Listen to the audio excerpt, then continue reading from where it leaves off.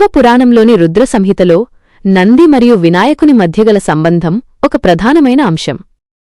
నంది ద్వారపాలకునిగా వ్యవహరించిన తీరు వినాయకుని జనన వృత్తాంతంలో కీలక పాత్ర పోషిస్తుంది. పార్వతీదేవి స్నానానికి వెళ్లే సమయంలో తనకంటూ ప్రత్యేకంగా నమ్మకమైన కాపలాదారు ఎవరూ లేకపోవడాన్ని గమనించారు. ఎందుకంటే నంది ప్రాథమికంగా శివునికి విధేయుడు. అందుకే ఆమె తన శరీరానికి రాసుకున్న నలుగు పిండితో గణేశుణ్ణి సృష్టించారు. శివుడు వచ్చినప్పుడు నంది ఆయనను లోపలికి అనుమతించగా శివుని పట్ల ఉన్న భక్తివల్ల గణేశుడు శివుని మార్గాన్ని అడ్డుకున్నాడు. ఈ ఘర్షణే చివరకు శివుడు గణేశుణ్ణి శిరచ్ఛేదం చేయడానికి దారితీసింది. ఆధ్యాత్మిక అంతరార్థం. ఈ ఘట్టం ఒక ముఖ్యమైన ఆధ్యాత్మిక సత్యాన్ని వెల్లడిస్తుంది. నంది దైవిక స్వభావం. భగవంతుడిని తక్షణమే గుర్తించి ఆయన మార్గానికి అడ్డు నిలవని పరిపూర్ణ భక్తుడికి నంది నిదర్శనం. గణేశుడు భౌతిక స్పృహ.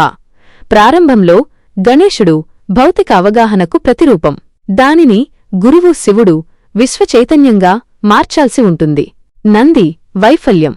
శివుడిని అడ్డుకోవడంలో నంది చూపిన వైఫల్యం నిజానికి భక్తుడిగా అతని విజయం. దైవానికి నేరుగా చేరువయ్యే ఆధ్యాత్మిక అన్వేషకుని లక్షణం ఆయనలో ఉంది. గణాలకు నాయకుడిగా నంది. వినాయకుడు గణపతి, అన్ని రకాల ప్రాణులకు అధిపతి. అయితే నంది శివుని సైన్యానికి, శివగణాలకు కమాండర్ లేదా కార్యనిర్వాహక అధిపతి. అనేక ఆచారాలలో వీరిద్దర్నీ ఆధ్యాత్మిక మార్గానికి సంరక్షకులుగా కలిపి పూజిస్తారు. ప్రతిమారూపం మరియు విశిష్టత. శివాలయాలలో నంది నిత్య కావలిగాడు, ఎటర్నల్ సెంటినల్. కూర్చుని ఉన్న తెల్లని ఎద్దురూపంలో ఉండే నంది ఎప్పుడూ గర్భాలయంలోని శివుడిని చూస్తూ ఉంటాడు.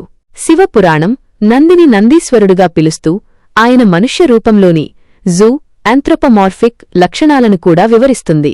శరీర లక్షణాలు. ఎద్దుముఖం మరియు మానవ శరీరం, లేదా శివుని పోలిన 3 కన్నులు, 10 చేతులు కలిగిన రూపం. ఆయుధాలు. గొడ్డలి, పరశువు, జింక, మృగం, దండం మరియు శంఖం. ముద్రలు. అంజలిముద్ర, నమస్కారం లేదా అభయముద్ర. జ్ఞానప్రదాత. ఆదిగురువుగా నంది. శివపురాణం ప్రకారం నంది కేవలం ఒక వాహనం మాత్రమే కాదు, ఆయన గొప్ప ప్రధాన గురువు. శివుడు నేరుగా ఉపదేశించిన బిలియన్ శ్లోకాల శివపురాణాన్ని నంది విన్నారు. దానిని క్లుప్తపరచి మహర్షులకు అందించారు. నందినాద సంప్రదాయం వంటి అనేక ఆధ్యాత్మిక పరంపరలకు ఆయనే మూలపురుషుడు. నంది యొక్క 8 మంది శిష్యులు. నంది తన జ్ఞానాన్ని 8 మంది ప్రధాన శిష్యులకు అందించారు. 1 నలుగురు కుమారులు, సనత్కుమారాదులు. 2 తిరుమూలర్. 3 వ్యాఘ్రపాదుడు. 4 పతంజలి. 5 శివయోగముని.